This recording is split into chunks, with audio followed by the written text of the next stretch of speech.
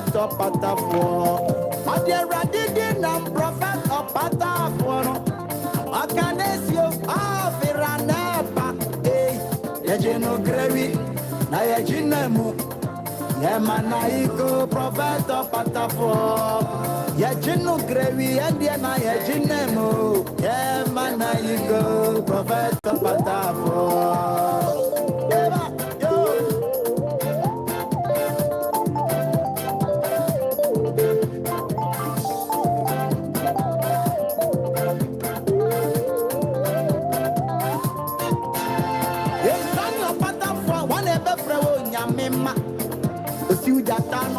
Na wodu moja tumi akana na fom pesuwegu na ya na wosa nyare wanso OPATAFUOR ni twedi apa Onyankopon ni OPATAFUOR ni Yesu Kristo ni OPATAFUOR ni onkonkunu so ni eno nti se wuswan ne so a obeye nchenchen mawai erinya wo hini anampo su sedu ban the global seer asasia no nice ya OPATAFUOR ni why yare senie OPATAFUOR ni we ye Yesu ni OPATAFUOR ni erade nkwa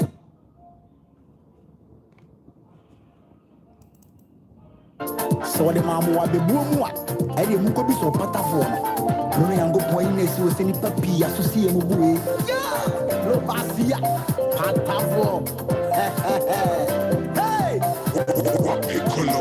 ade radidi na prophet OPATAFUOR no akanesi afraneba yejeno grevi na yejinemu yemana iko prophet OPATAFUOR yejeno grevi yendie na yejinemu yemana iko prophet OPATAFUOR ade radidi na prophet OPATAFUOR no akanesi afraneba yejeno grevi na yejinemu yemana iko prophet OPATAFUOR yejeno grevi yendie na yejinemu yemana iko prophet OPATAFUOR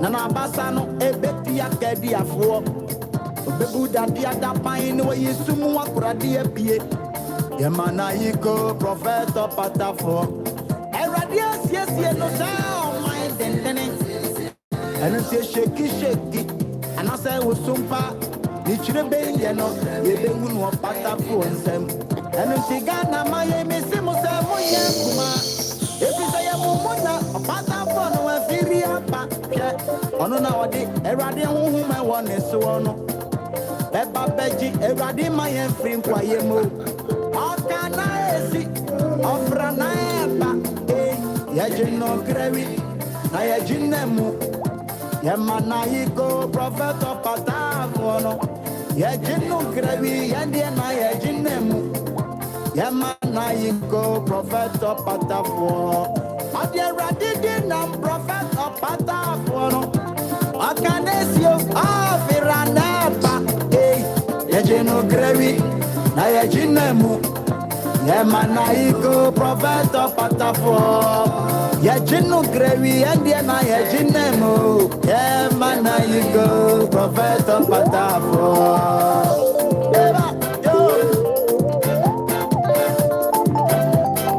Don't forget to share this live telecast for me. Try as much as possible to share the link. Invite people, tell them that OPATAFUOR is live. OPATAFUOR one ebe frewo nyamema osiudata na wodu moja tumi akana na fom pesuwegu na ya na wosa nyare wanso OPATAFUOR ni twedi apa Onyankopon ni OPATAFUOR ni Yesu Kristo ni OPATAFUOR ni onkonkunu so ni eno nti se wuswan ne so a obeye nchenchen mawai erinya wo hini anampo su sedu ban the global seer asasia no nice ya OPATAFUOR ni why yare senie Yesu nie opatafo nie Erade nkwaji nie se wakane bere umpa ejiri pie mu kese wae eye din ma o se wo beto ne poma no dade ekoti Ani obepo kase opatafo enim se wanke wo ho obeya asase tawai na me sheki ana say wo so wa ni chebe ye no ibe hu no opatafo nsem ye no grewi na ye jinemu the man I go prophet OPATAFUOR ye no grewi ye die na ye jinemu the man I go prophet OPATAFUOR ashe radide na prophet OPATAFUOR no okanesi afira nepa ye no grewi na ye jinemu the man I go prophet OPATAFUOR Missy ye no grewi ye jinemu the man I go prophet OPATAFUOR ye no grewi ye die jinemu the man I go prophet OPATAFUOR ye no grewi ye die jinemu the man I go prophet OPATAFUOR ye no grewi ye jinemu There's a lot ongoing with this telecell network. In fact, telecell people, your network is very poor. You have a very poor service, and you must work on that. I'm telling you the truth. We have been using your services for years. We've been using Vodafone ever since you people took over. You have been providing us with poor network services. What's actually happening? You must work on yourself, work on your network, work on your internet, because you people are causing more harm than good. Okay. So with all due respect, once again, you're highly welcome. Greetings to you wherever that you are, as usual. Today happens to be on the 3rd of August 2026, and I'm not supposed to come live. On a usual note, we are supposed to meet up on tomorrow, but I deem it great and expedient to come in with a very short message. So wherever that you are, feel comfortable and enjoy the vibe as well. Do well to subscribe to the channel, and then do well to also click on the notification bell so that anytime that we come live, you can probably receive the notification as well. So do well to share this live telecast for me, please. And then in case if you have any message, you can as well leave your messages at the comment section. Just grab your mobile device and then flip to the comment section and leave your messages over there for me. I actually want to share something with you. So in case if you have any messages as well, you can also leave it at the comment section, and it'll be very great to receive your messages. If you have any message, please, with all due respect, leave it at the comment section for me. It's something else. It's something else. These people, they have a very poor network system, and they must work on themselves. Telecell Ghana, read my lips. You have a very poor network service, so work on yourself. I've been your clients for over a decade. We used to enjoy Vodafone, but ever since Telecell as a company, as a brand took over, we are experiencing a very poor network services. And you people must work on yourselves. If you need more investors, come out and tell us.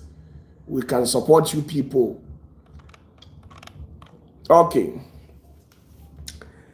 Nene, how you doing? I believe you're doing well. A lot of people are in the comment section, and it seems all your messages are greetings messages, and all what I can say is welcome once again. Oh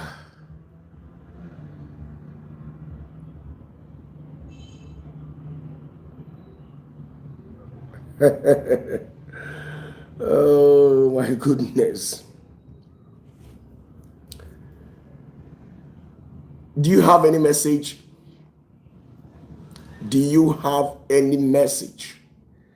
If you have any message, please, with all due respect, leave it at the comment section for me. It sounds so amazing. Reverend Joseph Jima, blessed be unto your name. Yes. May the peace of the Lord be with you. You've celebrated your birthday. A year by this time, the Lord will increase you in all angles and in all dimensions, financially, intellectually, every little thing that actually connotes to human well-being. A year by this time, you will move to a different level as compared to how you see yourself. So may the peace of the Lord be unto you and blessings at the same time. God bless you, Pastor Jima. Okay, please, if you have any message, leave it at the comment section for me. Now you must understand that in this intricate nature of this Christendom, there are things that we are actually experiencing to which we ourselves, we don't even have any idea. There are a lot of bishops in the system, a lot of prophets in the system, a lot of apostles in the system. A lot. There are a lot of gospel propagators who has literally taken to themselves different types of titles. They have taken onto themselves different titles. Some claim they are Reverend, Doctor, Bishop, Prophet, Evangelist, Teacher, Apostle, Pastor, Reverend Doctors. It all sounds good. In fact, Bible says that we should give honor to whom honor is due. So once you see a reverend minister, you must understand that it is not easy to get to that level. So you need to accord them with maximum respect. So I'm a type that I don't joke with men of God in the society. I respect men of God so much because I know what it takes for you to become a man of God. So I respect them. So in as much that we have genuine men of God in the system, we also have the 50-50 ones in the system as well. Some of you people will say false prophet. Well, it depends on your definition for falsehood. I call them 50-50. So let's hang it just like that. But you see, when Jesus Christ came on the scene, there were a lot of prophets as at that time. Even if you don't remember anybody, just remind yourself regarding John the Baptist. John the Baptist was a great seer as at that time. He was able to penetrate, to reveal the identity of Jesus when he probably stood in River Jordan baptizing people. And when Jesus approached him, he was able to decipher, to identify Jesus by saying that the man who is coming is greater than me, and I'm not even worthy to untie his shoelace. And it sounds so amazing for John the Baptist to give honor whom honor is due. And we appreciate him for that. Okay. Now you must understand that in as much that we have John the Baptist in the system as at that time, we were having other prophets at the same time, bishops. In fact, it will interest you and at the same time surprise you to know that it were these prophets and bishops who actually took counsel against Jesus when they were able to penetrate the inner circle of Jesus by bribing Judas Iscariot to betray Jesus as well. So you see, it was Cephas, that high priest as at that time, who connived with the other young priest over there, who betrayed Jesus. So the issues with betrayal has become a syndrome in the Christendom. Now, I didn't come because of that, but I actually came here to tell you that the main reason why the people, as at that time, during the eras of Jesus, they became annoyed, where Jesus literally became an anathema to them, was because they went about propagating falsehood. And there are so many different kinds of preachers that we've had since the day of John the Baptist. And some of you people, you have not yet sat down to synthesize the kind of preaching that these people have been outfitting to you people. If you are to get yourselves sometimes to sit down and then listen to certain preachers in the society, by paying attention to some of the things that they go about saying, you could see clearly that indeed some of them, they are preaching. You can smell something out of it. You can smell something fishy if you are to compare things to the original teachings of Jesus Christ.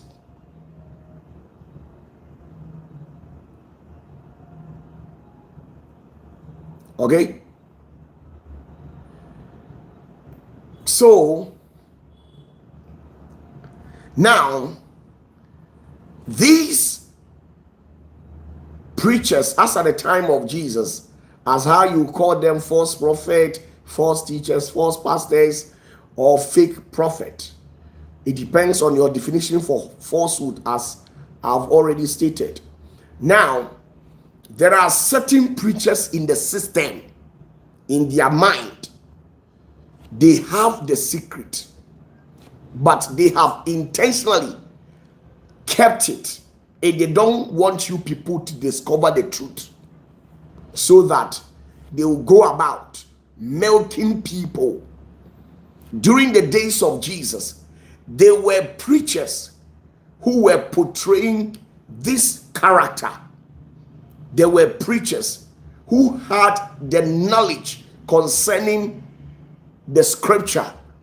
There were people that had the knowledge concerning the word of God, and they intentionally buried the knowledge under the carpet, and they didn't want people to know it. So when Jesus came, he never took it lightly with those people. It was give and take. He kept on lambasting those people. He kept on lashing them with the true doctrines of the Holy One. And because of that, those pastors, they didn't like it, because they had wanted those people who were actually following them to live in that kind of state where they don't know anything, they don't have access to any information, they are 100% ignorant. So we have the people over there who have actually hidden the key of knowledge. The key of knowledge. They have it. They are in the system. Some of them are prophets. Some of them are bishops. Some of them are apostles. Some of them are pastors, priests. Some of them are fathers. They have intentionally hidden the key of knowledge. They don't want you people to discover the keys. They want you to live in that ignorance lifestyle where you keep on carrying yourself as if you know the word. But within the minds of these people. They know you know nothing. That is why when we go about telling you that the Bible is not complete, sometimes you become angry with us. We have taken to ourselves to tell you the truth. You see us to be agents of darkness. You see us to be demons. You see us to be satanic.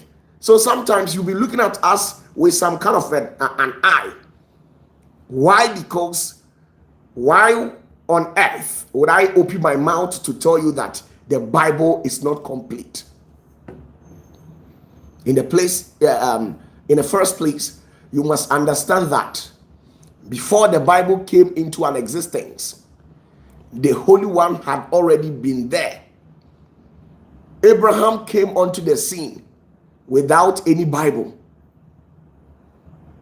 Joshua walked with the Holy One without any Bible.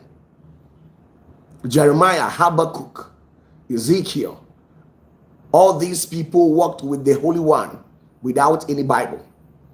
Yeshayahu, the one that you people call as Isaiah.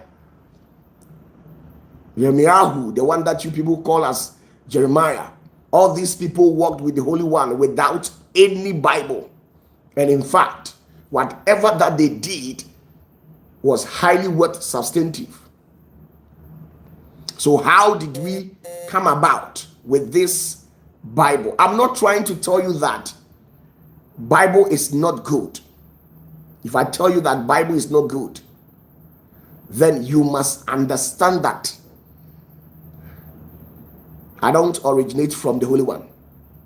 If I tell you that the Bible is not good, you must recite in your mind that then I don't originate from the Holy One. But I'm telling you that anything that has to do with human action can be tempered.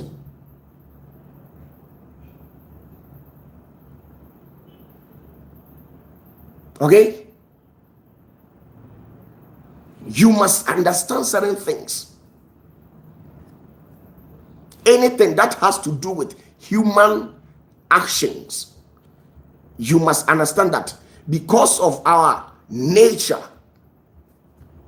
okay, because of how we behave in society, because of our greediness, our negligence, our ignorance, it can be tempered.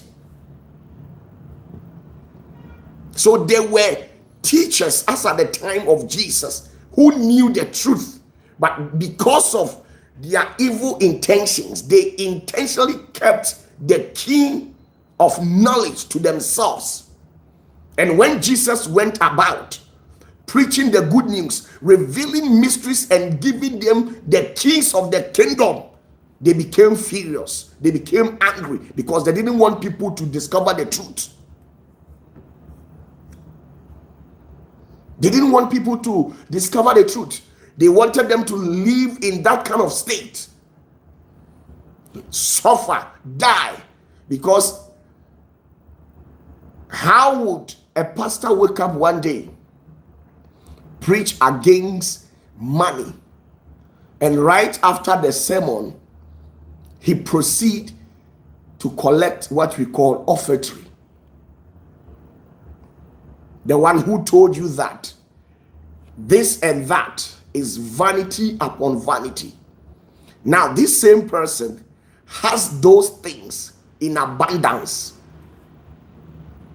The man who told you that if you have a car, if you have a television, if you have this and that, it connotes what we call vanity. This very same person has millions of dollars deposited, sitting comfortably in their bank account. These people owns a chain of business conglomerate. They run big time empire.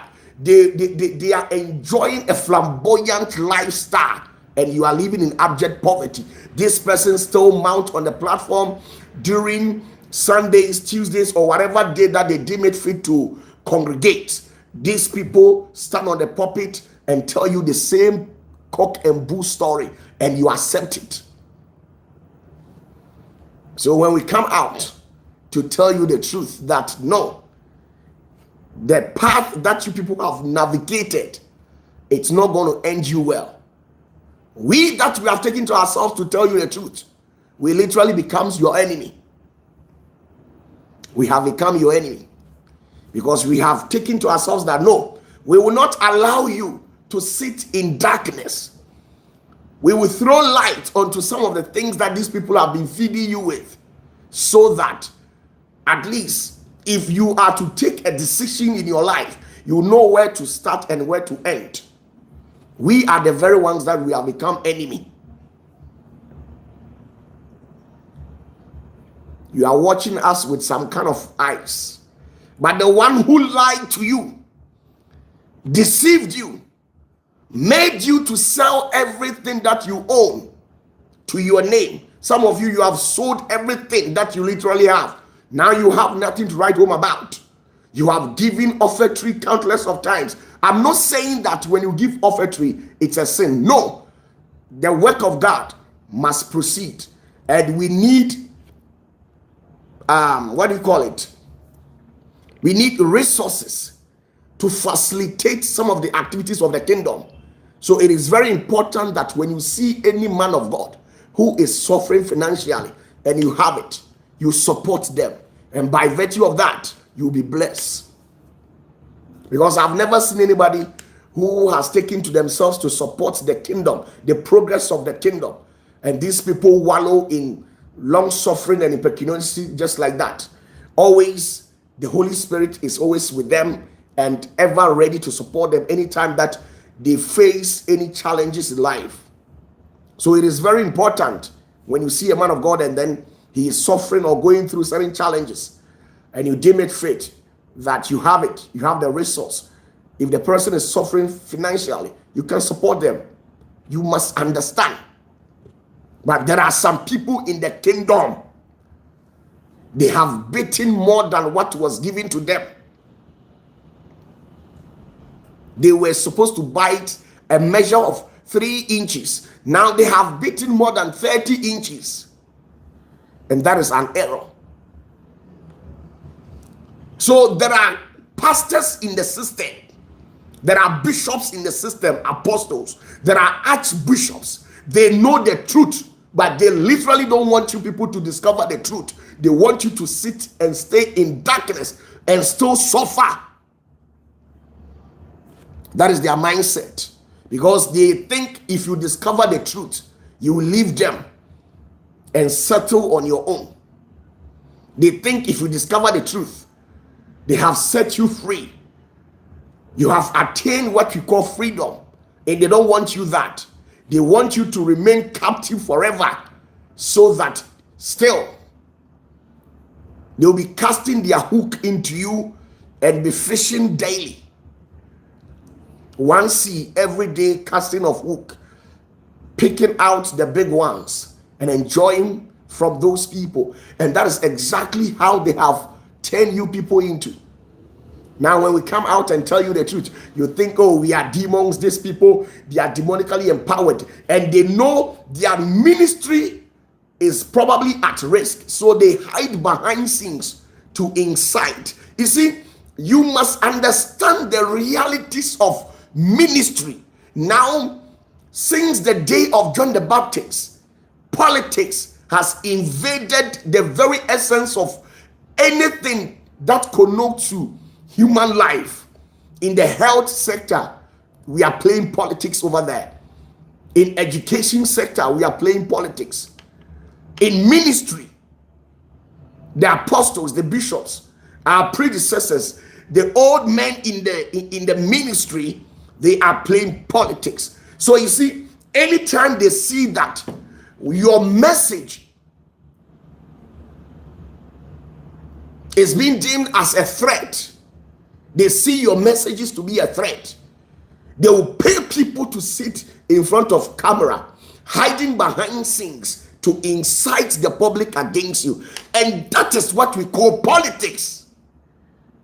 When they see that you are a young guy or you are in the system and you are literally preaching the truth, you are telling people the truth, your messages are liberating people, you are opening the eyes of the people in the society, they become offended. This is where they are pushed to pay people to sit on their channels, to level all forms of accusations against you, so that by virtue of what they will launch at you, you lose courage. You lose courage. And this is what has happened since the day of John the Baptist. It is in ministry, it is everywhere. Even during the times of Moses, when he laid his hands on Korah, Dathan, and Abiram, these three prophets, instead of them to become humble under the ordinance of Moses, they rebel against him, where they gang up against Moses by conniving with 250 presiding elders in Moses' church. They gang up against Moses himself, where they rendered him worthless in the sight of the church members. They rendered him worthless. They made the people to see Moses as somebody that nothing good could come out of him. And that is politics. You must understand. Politics is everywhere. So when Jesus came, his major confrontation was probably this. When you read Matthew, Mark, Luke, and John, from Matthew chapter 4, when he went to the mountain and fasted for 40 days, and then he had an encounter with Semai, the one that you call as Satan, when he tested him 3 times and he couldn't succeed. From that day, the devil fled from him. So there wasn't any major confrontation between the Messiah and then the devil, apart from the one that happened during the times where he went to fasted for 40 days. But most of the times, apart from this particular scene, the second recorded confrontation between the Messiah and then Peter was the Messiah and then the devil, was when the devil was able to manipulate systems and invaded Peter by tapping into him and making him to speak certain things, where Jesus literally rebuked Peter. So you see, you must understand that politics is everywhere. There are people, they are wicked. Wicked.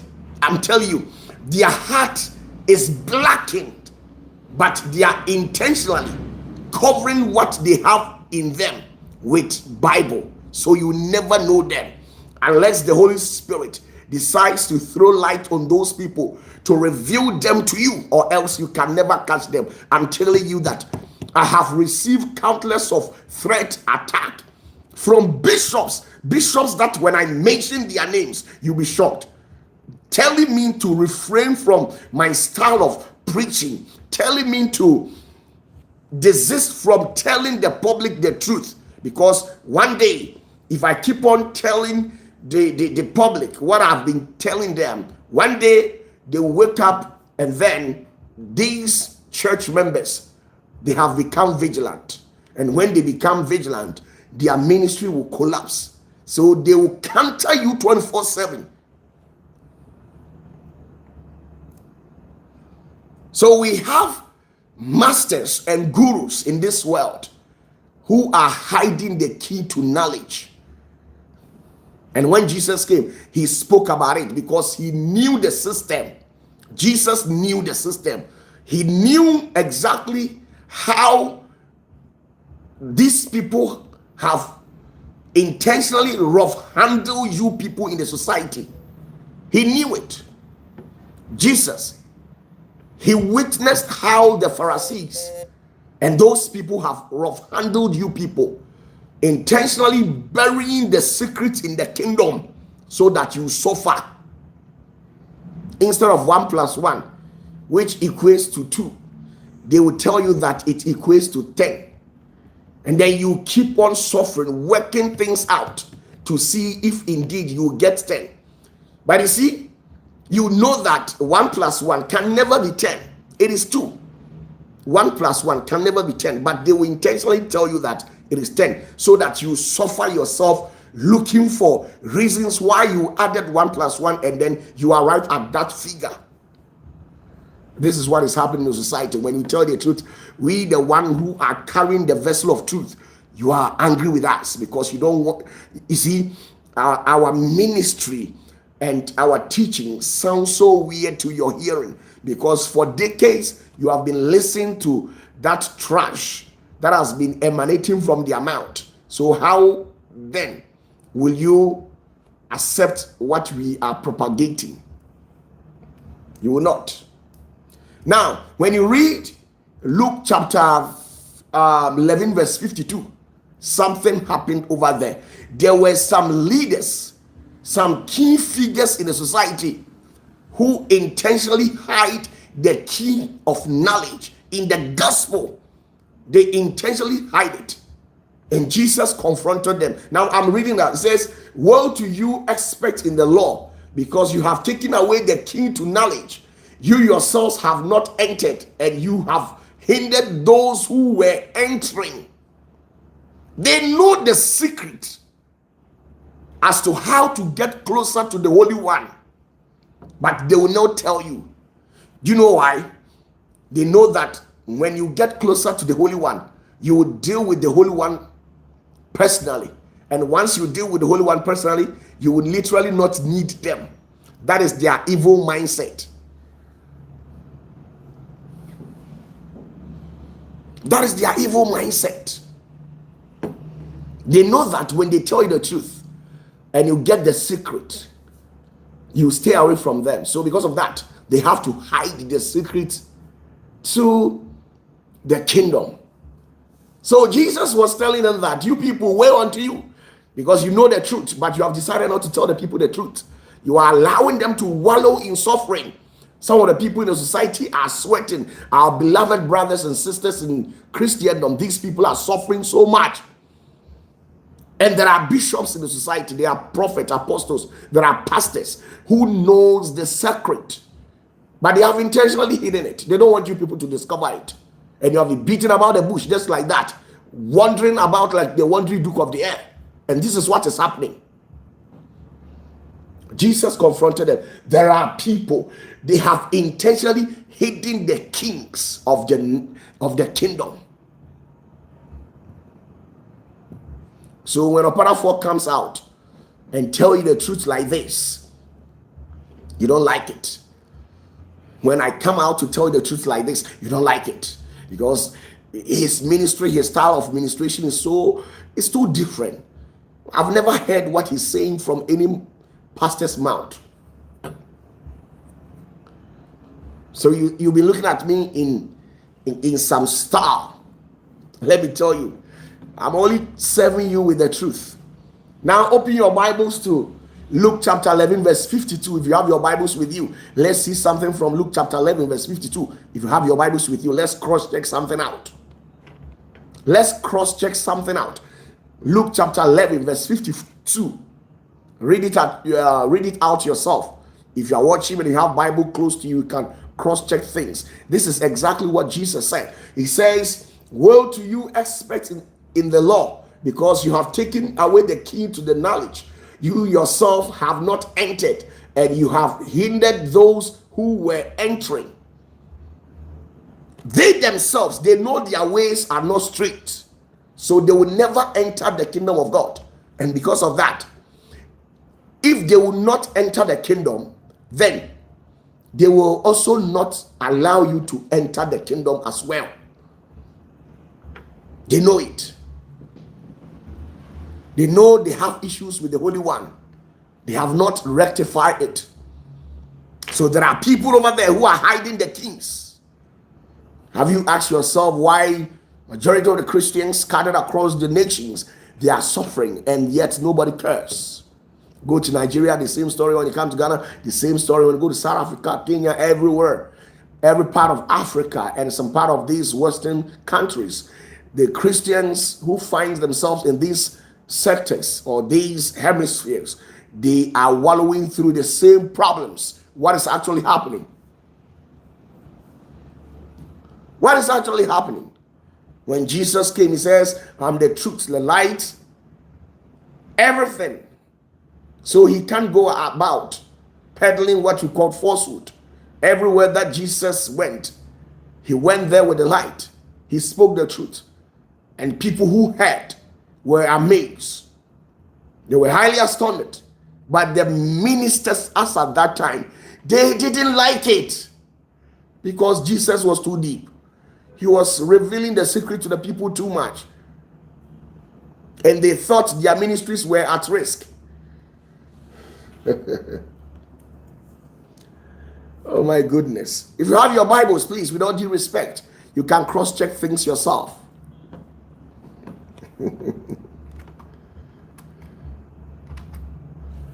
You can cross-check things yourself, okay?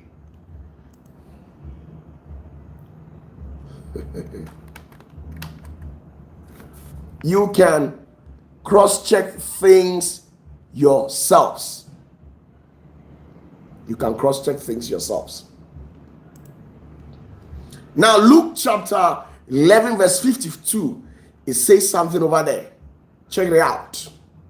It says, woe to you, expert in the law, because you have taken away the key to the knowledge. You yourself have not entered, and you have hindered those who were entering.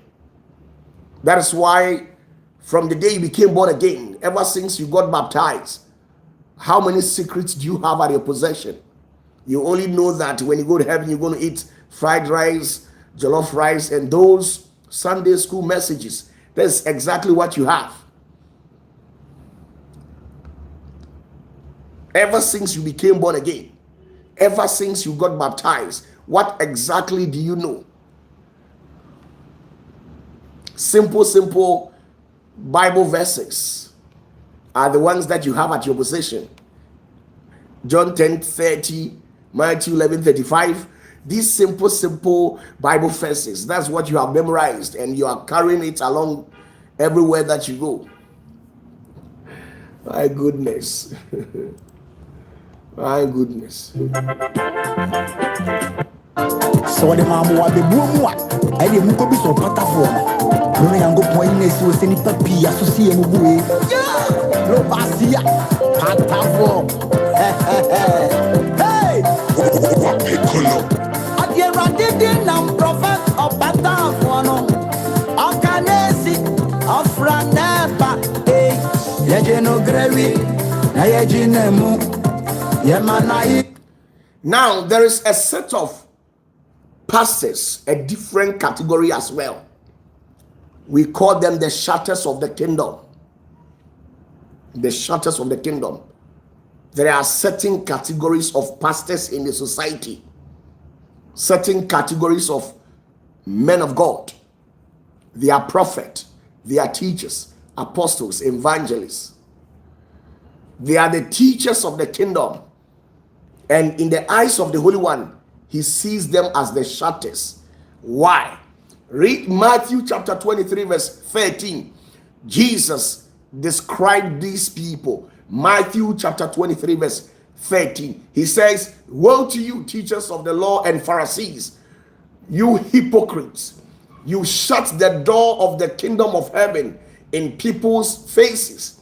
You yourselves do not enter, nor will you let those enter who are trying to. We call them the shutters of the kingdom. This category of men of God are called shutters of the kingdom. They have intentionally shuttered the door, and they know that they will not enter. But inasmuch that they will not enter, they are neither going to allow you people to enter as well.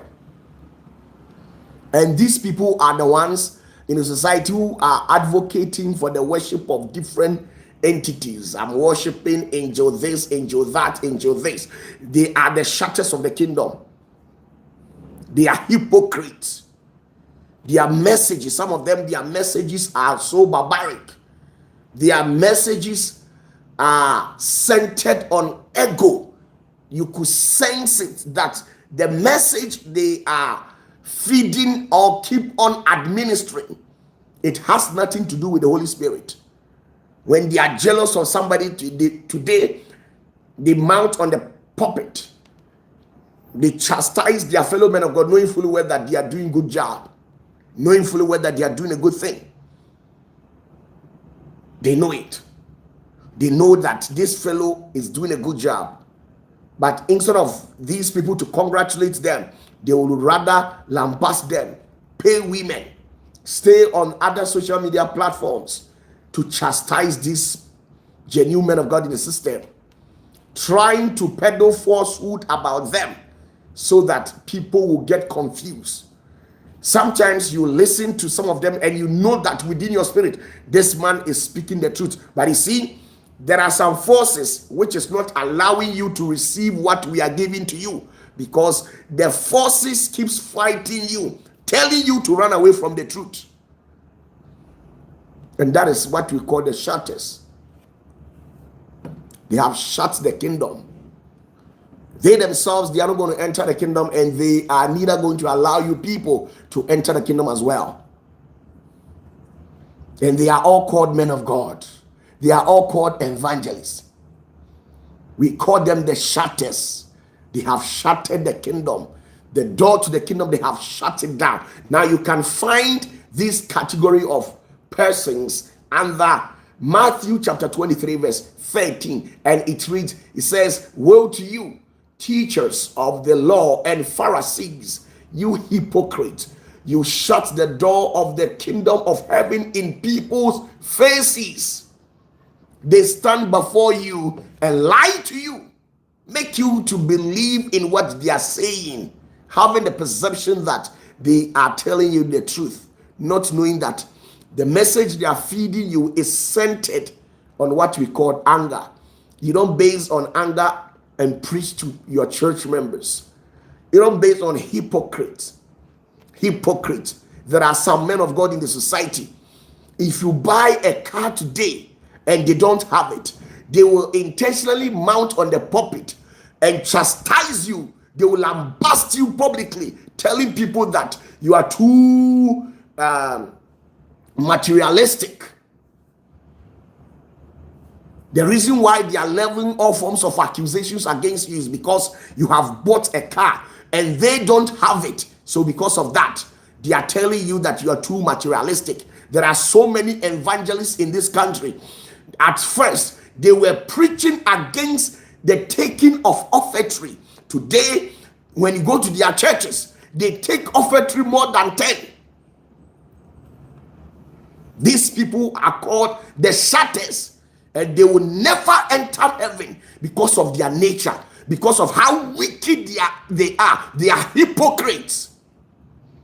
When people become successful, instead of these evangelists and pastors to celebrate you, they will hide behind scenes. They will be sabotaging you, saying all forms of things. You stood on your pulpit, told the people that any pastor who has established a church will go to hell. Today you have more than 30, 40 branches to your name. So as at that time, were you speaking the truth, or the message you came out to preach was based on hypocrisy? The messages that you came out to tell the people, was it centered on hypocrisy or what? The messages that you came out telling the people, was it centered on hypocrisy or what?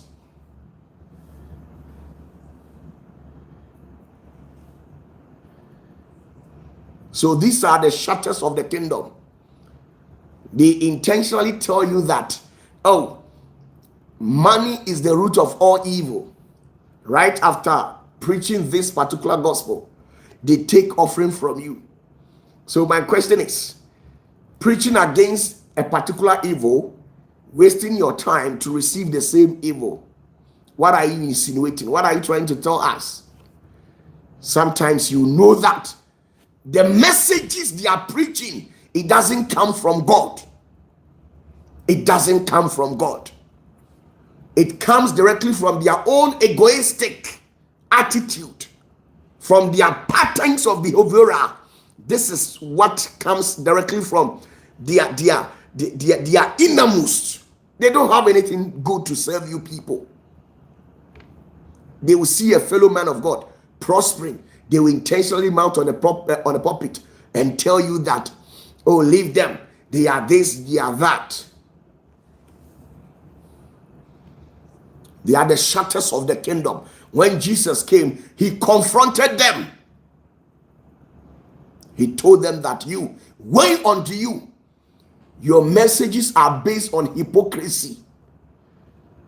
You said on your pulpit that any man of God who has more than 2 to 3 kings, any man of God that has more than 2 to 3 cars, that person is too materialistic and that person will go to hell.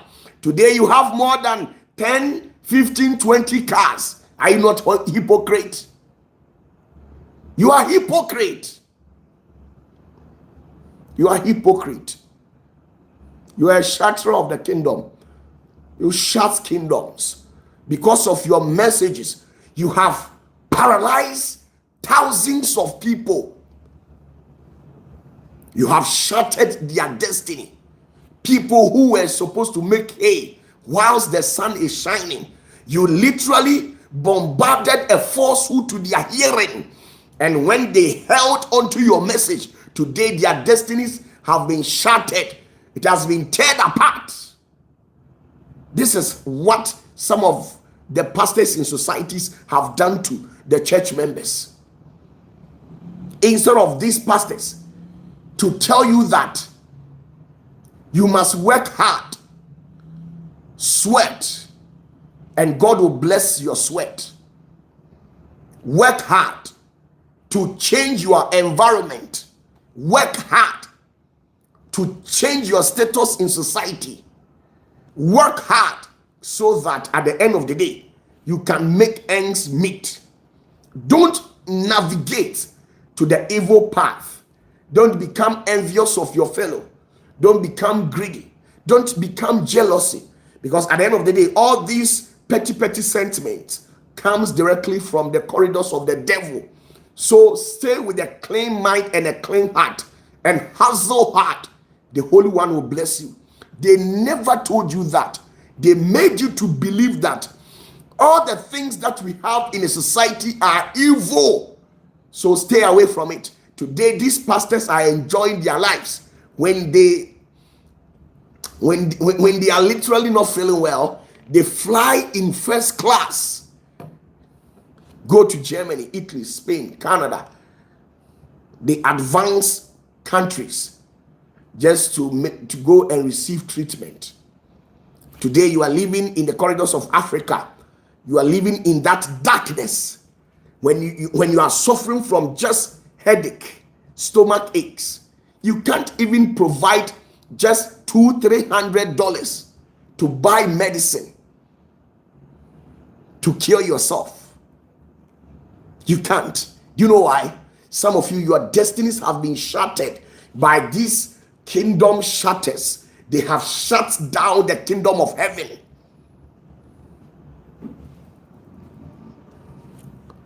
They have shut down the kingdom of heaven. And because of how they used to present the message to you, you think, oh, for the fact that they are preaching and shouting at the same time, they are genuine men of God.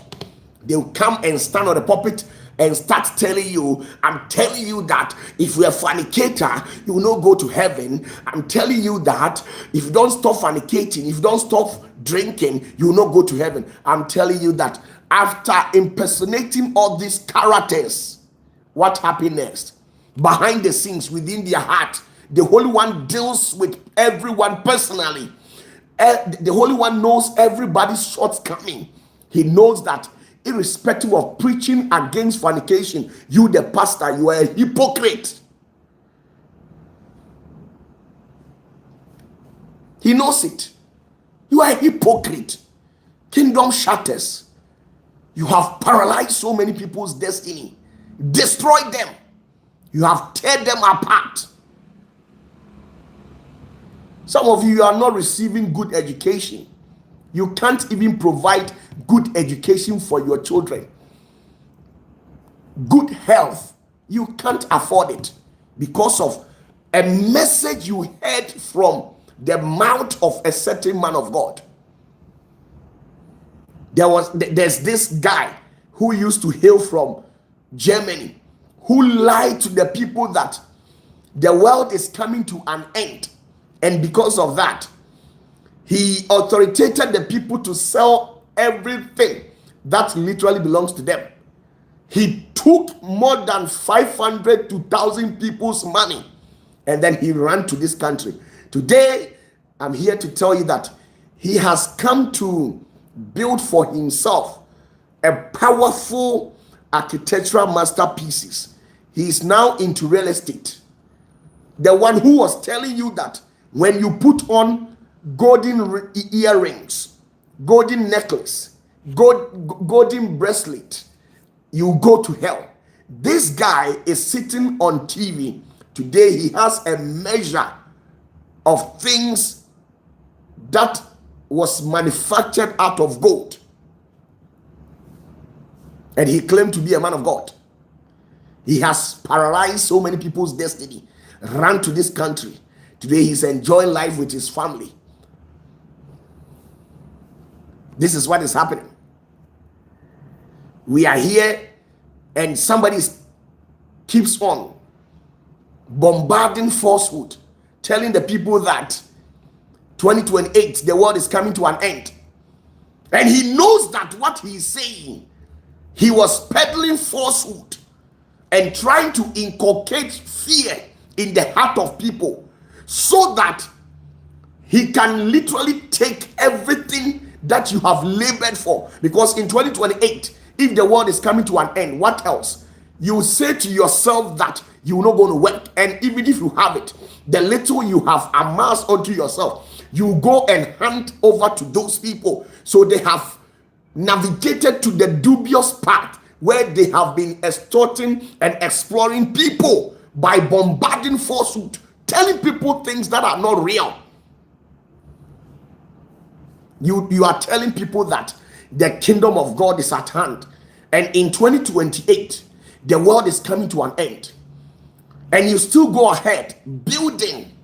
Today you have a mega prayer center, and as I speak with you, there has been an infrastructure development at your site.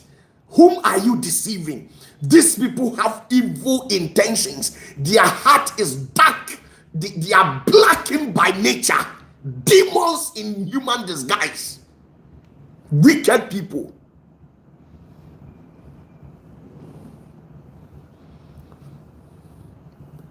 They told you people to throw away your jewelries. Today he is rich, you are poor. He doesn't care whether you die or live. They don't care. And they are all in the system. We call them the kingdom shatters.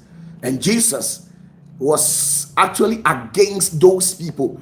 I know they don't like it as how I'm preaching, as how I'm talking to you people to stay vigilant. I know they don't like it.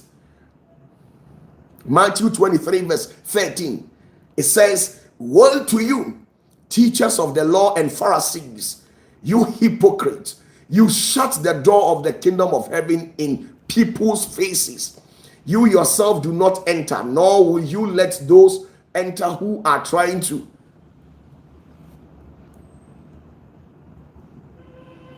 This is what is happening. And you see, the saddest aspect of it is that there are people who have taken their messages into their heart, and in their mind they think by the year 2028 the world will come to an end. They think by the year 2028 the world will come to an end. I'm sorry, if you follow any of these people, if you follow any of these preachers, you will live to regret. You live to regret, because their messages are not going to have a positive impact onto your life. It is going to have a negative impact. It will strip you of your glory. and paralyze your destiny. It will render you to a financial state of bankruptcy. Those people, very evil. They are black in the heart. They are there.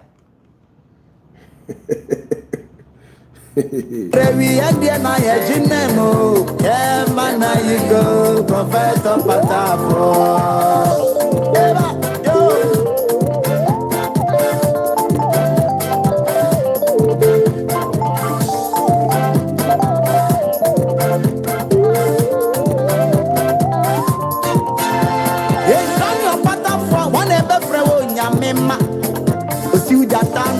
Na wodu moja tumi akana na fompesu wegu na ya na wosa nyare wanso OPATAFUOR nye twedi aponya. We have a different category of pastors in the society. We call them the substituters. We call them the substituters. And when Jesus came, he confronted those people. He fought those people. And it didn't go well with those people. These substituters are the ones who have literally substituted in traditions in place of the word of God. And they are in the society. You see some of these people holding sword. You see them claiming to be high priest, prophet, and still go ahead pouring libation, killing animals to pacify their so-called gods, sharing blood in the name of worshiping the Holy One. They are the substituters. They have intentionally substituted in traditional values in place of the Holy One. They have intentionally boycotted the original path, and they have taken to their own path that pleases them. Now, when Jesus came, he confronted those people. He spoke about those people in Mark chapter 7 verse 8 to 9. Mark chapter 7 verse 8 to 9. And it reads, "You have let go of the commands of God and are holding on to human traditions." And he said to them, "You have found way of setting aside the commands of God in order to observe your own traditions." There are people in the church, they have intentionally set aside the commands of God, the laws of the Holy One.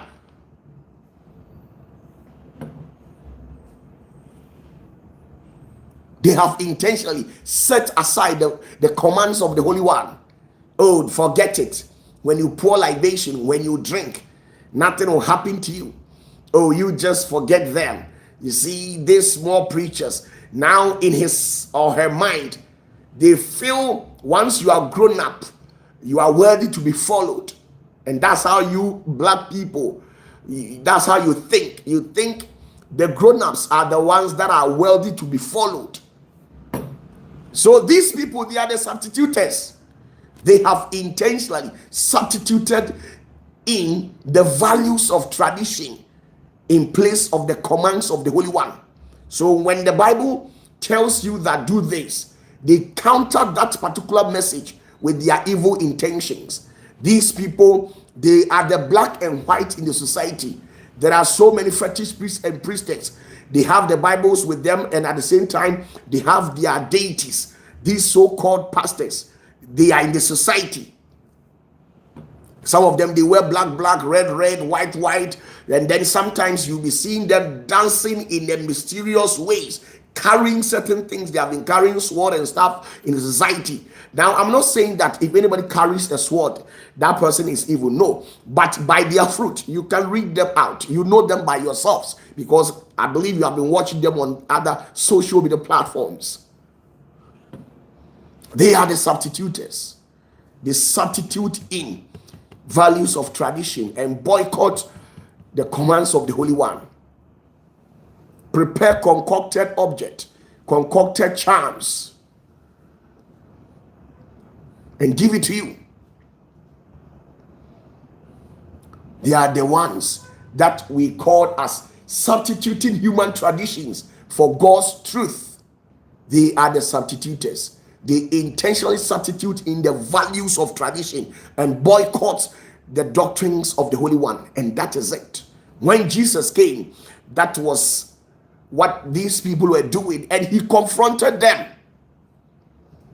Those people, as at that time, they were not having value for the commands of the Holy One, but they were afraid of some of the deities, as at that time, the Chemosh deity, the Baal deity, the Dagon deities, and all those entities. As at that time, people were literally afraid of them, but they were never afraid of the Holy One. And all those things happened because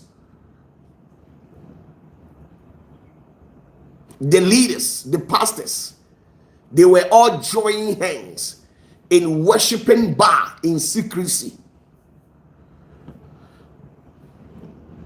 These people, they are the ones who have forgotten to protect the sacrosanctity of Christianity. How can a father hide in his secret chamber and be drinking beer every now and then, be drinking alcohol? And because of that, they have intentionally decided not to preach against alcoholism. The fathers, they are aware of that. They are aware of that. Show me anywhere in the Bible that Jesus got drunk. Show me everywhere in the Bible that they will intentionally tell you that if alcohol is bad, why did Jesus perform miracles by turning water to wine? Sometimes when I look at them, I just laugh and I say to myself that you are very far, and where you have gotten to, there's nothing that we can do to redeem you back. Just be on the same path. If you perish, you perish, because you are not ready to receive the truth. You are still agitating.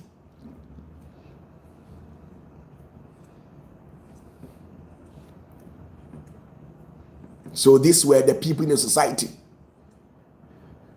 Drinking alcohol, bad.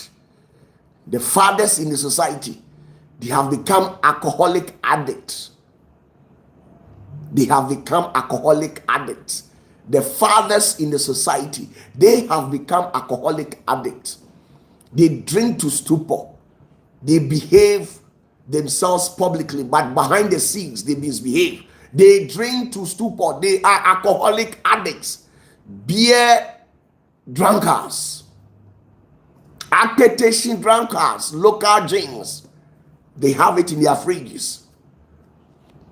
Well unto you to open the fridge of a father. You see different kinds of alcohol bottled in there, placed in the fridge. They have intentionally taken away the values of the Holy One, and they have substituted in the values of tradition. Somebody will tell you what is wrong with taking alcohol.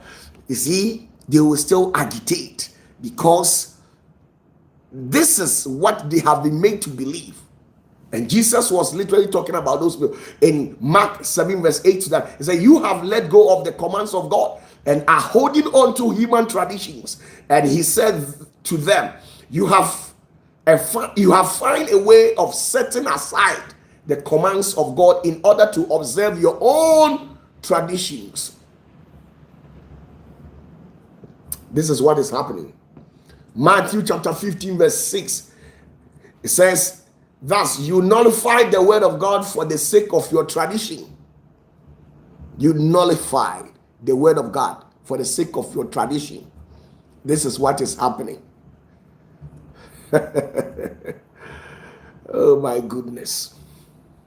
They are all in a society. They are all called men of God. They are all called fathers. Either you are Anglican father or Roman Catholic father. They are all called fathers. Every father is a father. Whether you are a fetish priest or what, you are a father.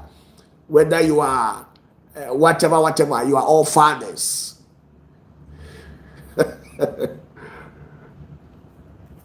So sometimes when you come out to speak the truth, you see that the truth will tend to be a sword, hunting them on the broad daylight, where they will sit and gang up against you, finding means to cut you short.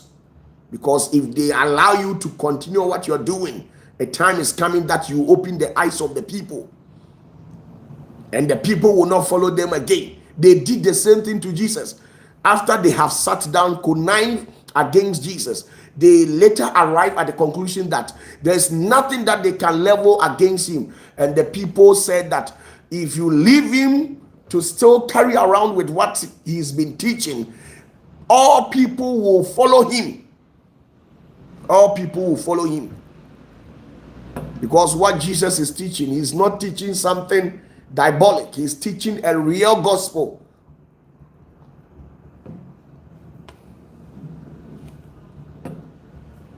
Now, there's another category of ministers in the society.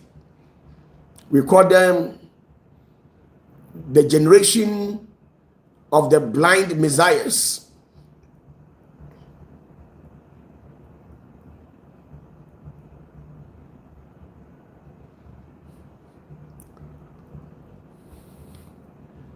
The generation of blind messiahs.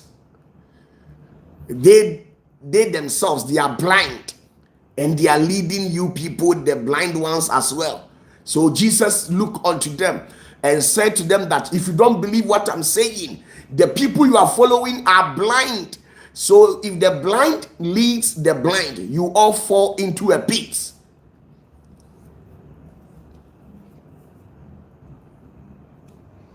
These are the people who are deliberately ignoring spiritual reality. The Pharisees acted as blind leaders who kept their followers in spiritual darkness. The Pharisees, they were ignorant about the things of spirituality. So because of that, they kept their people in darkness. It shocks me when you decide talking about the things of the spirit and you see churches. They think ministry is about speaking grammar and writing books. They didn't know anything about the Holy One. They don't pray, they don't fast, they don't do anything that connotes to spirituality. Nothing. And they are keeping their people, their church members, in darkness. These leaders are blind. How can you tell me that there's nothing like spiritual realm? How can you tell me that there's nothing like wizards? There's nothing like witchcraft. There's nothing like deities or anything that is highly susceptible to paranormal. There's nothing of that sort. You are blind. And you are following those people. We call them the blind messiahs. They carry themselves as messiahs in the society, but they are blind and they are leading you. So you fall into a pit. That is why you pay a visit to those people, their churches. Their church members are experiencing nightmares. All forms of attacks, spiritual deformities, spiritual calamities are befalling these people every now and then. Nothing. We call them the blind messiahs. You see them wearing long dresses and stuff like that. Sometimes when you pay attention to their teachings, their ministry attacks spirituality from onset. They don't believe in the things of the spirit. A church, if nothing at all, the Bible says that we should worship God and worship him in truth and in spirit, not physical.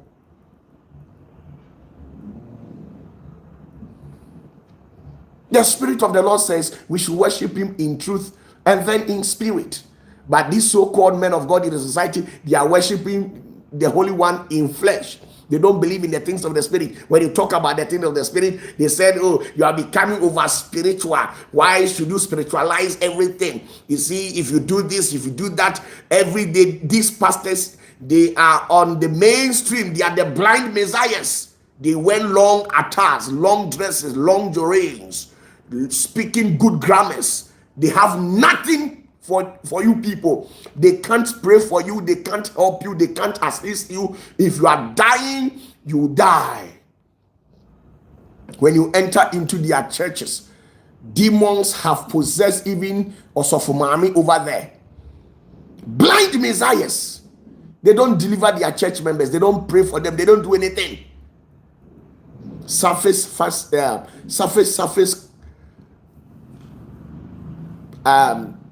teachings. This is what is happening over there.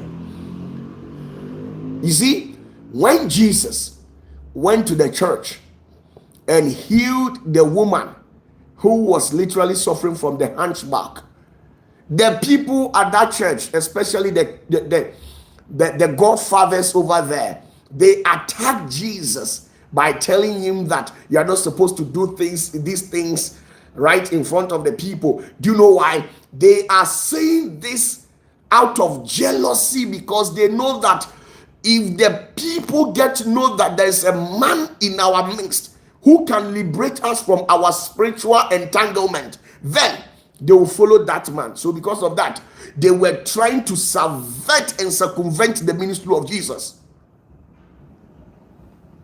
Subvert them under their ordinance, knowing fully well that they don't have anything for the people. We have those church members, 1,001 in Ghana. They speak against the Holy Spirit. They speak against, you see, they literally speak against everything, but they still go ahead, write books.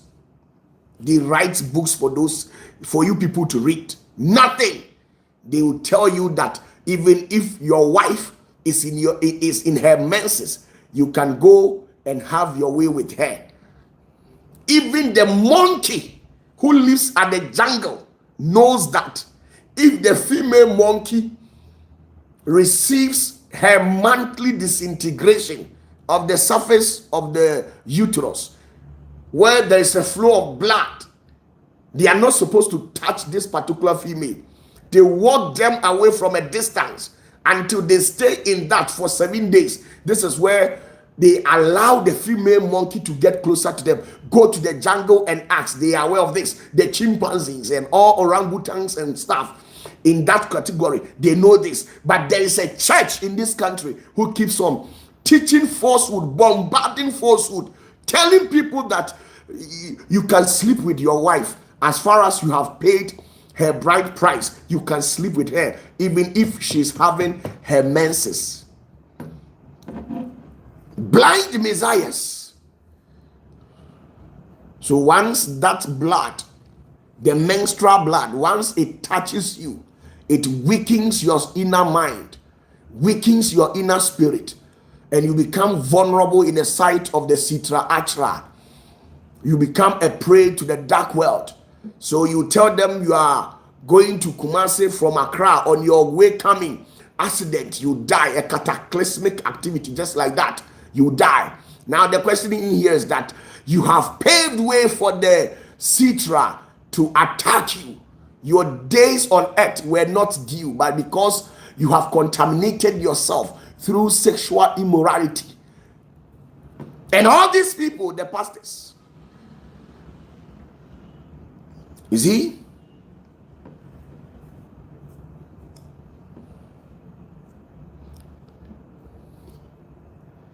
you see churches speaking against anointing. If you use an anointing oil, you are devil, you are daisy. You see, it's a whole lot. Let me tell you the truth. From today, as I speak with you, decide for yourself. If you follow the Holy One, peace be unto you. If you follow them, peace be unto you at the same time. Whatever that you realize out of following those people, it's your own cup of tea. I've got no business with that.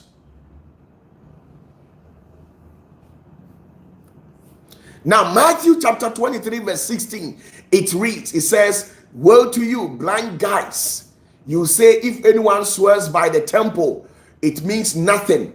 But anyone who swears by the gold of the temple is bound by that oath." And that is those people. That is those people. If you corrupt yourself, they'll tell you, oh, Jesus came to die for our sins. Jesus came to die for our sins, and because of that, this and that, then they'll brush things off and close, take their offering and go their way. There are some churches, when you enter, you could see that they are interested in the offering, not you as in person. They know what they are doing. They know the church is a business. They are not going to pray for you.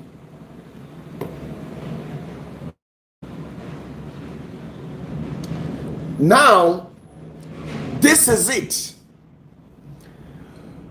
It says, Matthew chapter 15 verse 14, and it reads, leave them, they are blind guys. If the blind lead the blind, both will fall into a pit. If the blind leads the blind, both of them will fall into the pit. Yes, you don't pray, you don't fast. How do you receive revelational knowledge? Since you don't pray and fast. Once you don't pray, a prayerless Christian is a powerless Christian. So once you don't pray, you are powerless. So how do you communicate with the Holy One? That is why most of the times you see yourself eating in dreams, and demons and other animals will be running after you, chasing you in your dreams, because you are incapacitated spiritually. And that's the whole truth.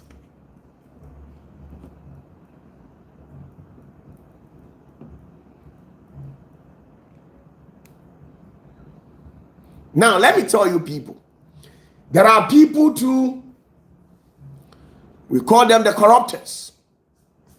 There are leaders, other pastors in the society. As I speak with you, they are corruptors. Do you know why? Let me tell you this. They are hiding corruption with outward appearance. They are intentionally burying their main character under the carpet and taking on the shape and form of Jesus. So you see them gentle out, but they are beasts. Now, these are the people. Jesus used powerful metaphors to explain how these Pharisees deliberately hide their inner wickedness behind facade of perfect rule keeping. When you meet these people, oh, blessed be unto the Lord. Oh, my dear. Oh. But you see a man of God going to the mortuary to buy the water over there, using it to prepare charms and giving it to the church members. These are the devils in society. They want a lot of crowd, so they have traveled to a far land to acquire satanic powers to use in the gospel fraternity. So they perform all forms of concoction and give it to their church members. And Jesus confronted them. We have those type of pastors over there. Some of them, they have pound babies in mortals, and they have used it to prepare soap, where they have been using it to bath every now and then. Some of them, they go to hospitals and buy newborn babies and use them to perform rituals. Some of them, they have buried pregnant women under their pulpit. If we are to excavate, or if the white people are to produce a machine that can look into the ground to about 100 feet and predict any object that is not soil under the earth, I'll be very grateful. Where the president or any responsible leader should go and buy it and look right from the pulpit of all the churches to about 100 feet and see these pastors who have buried babies, who have buried pregnant women, who have beheaded innocent souls and buried their head under their pulpit, who have buried charms, who have buried animals like the dog, the duck, the cat, black cat under their pulpit and using it for church service. These are the ones. Now you see them on broad daylight. Hello, man of God. Then they say, oh, hello, peace be unto you. And then in your mind, you say, oh, these people are so good and kind. Look at how humble he is. We that we use the fire of the Holy One come out and spit the truth like this to you. We spit the truth just like that. Look at the way he preaches. Look at the way he carries himself. He is arrogant. You level us with all forms of name. And then these ones, they are corrupt and evil. The sudden disappearance of babies in the society. They are the ones who are behind it. These same pastors, they go about paying people to catch babies, innocent ones. So your baby goes out today and then he or she never returns. You should remind yourself that they are in the hands of these corruptors. They have catched them, taken off their heads, buried under their pulpit, or they have used to perform charms to amass an illicit wealth unto themselves. And this is what is happening exactly in the gospel fraternity.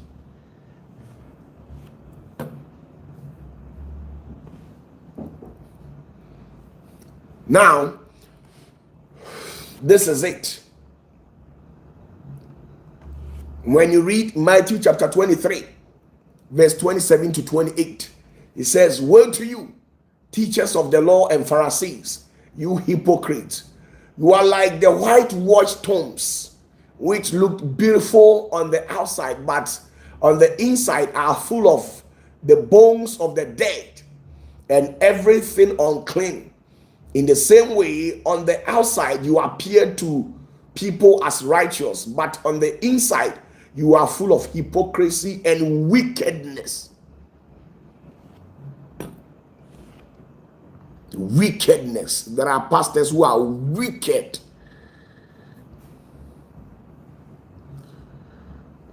There are people who are wicked, extremely wicked pastors, diabolic.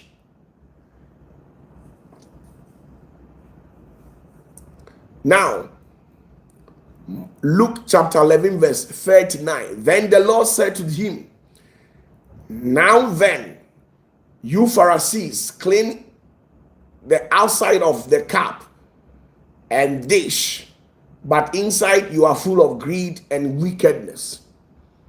You see them propagating and carrying themselves, behaving as if they are good, but they are wicked people, evil in the society.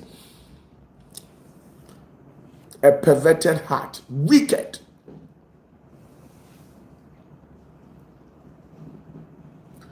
There are some men of God, we call them the rejectors. We have some men of God, a certain categories in the society. They are the rejectors. And who are these ones? They are deliberately rejecting and hiding the truth of Christ, the real gospel of the Messiah. They are deliberately rejecting it. That is why in the Gospel of John, Jesus explicitly states that the Pharisees refuse to acknowledge the truth because their true spiritual allegiance is tied to deception. Their true spiritual allegiance is tied to deception.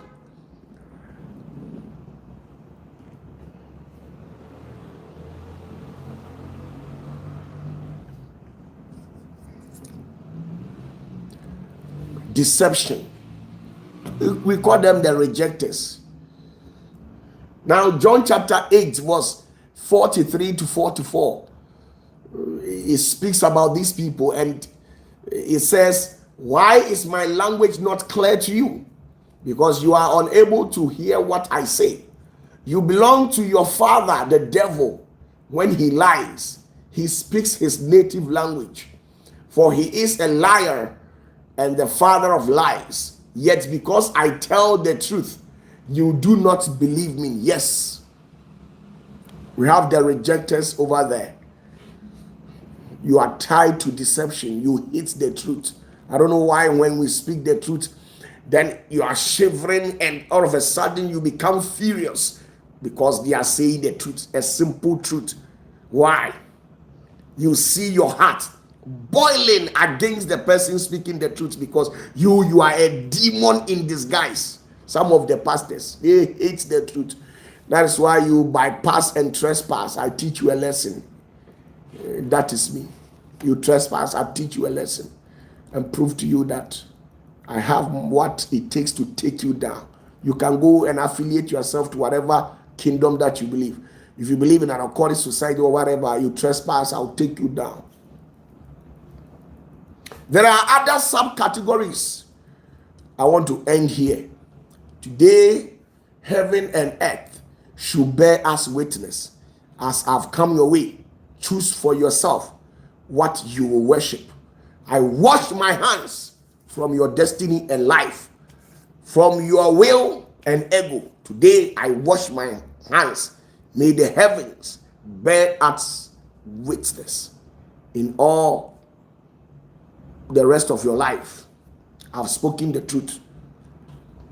Good night. Enjoy the rest of your day.